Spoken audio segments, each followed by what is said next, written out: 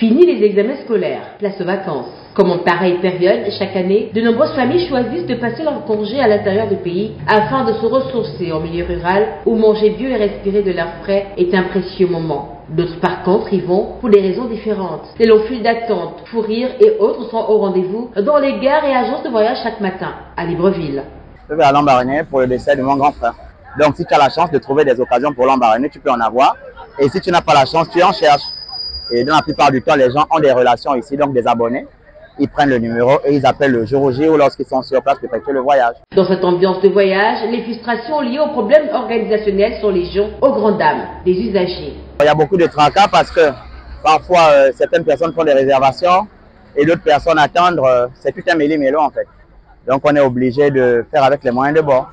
Pour les responsables d'agences de voyage, tout se passe bien, les prix des tickets sont abordables et les véhicules en bon état. Les véhicules n'ont pas encore vraiment travaillé, les véhicules sont en très bon état et il y a une durée.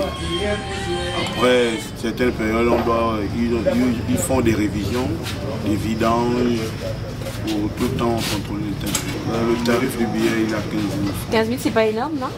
Non, vu l'état de la route, parce que entre Bifoun et Lambaréné, il y a trop de nids de poules. Et vraiment, nos véhicules subissent énormément.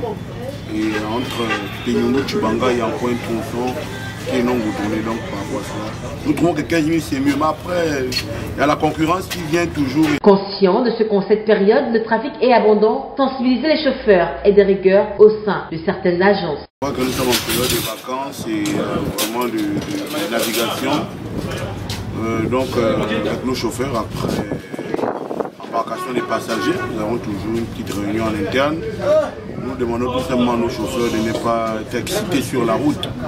Parce que le fait d'être plusieurs à essayer d'arriver à bon port, d'autres, on va dire, se mettre un peu dans l'excès de vitesse. Nous demandons à nos chauffeurs de contrôler la vitesse, de ne pas s'agiter pour amener nos clients à bon port comme d'habitude. Avec le mauvais état du réseau routier sur certains linéaires, la fréquence des véhicules sur ces mêmes routes, conducteurs et passagers sont ici invités à beaucoup de vigilance, de concentration et de calme pendant le voyage.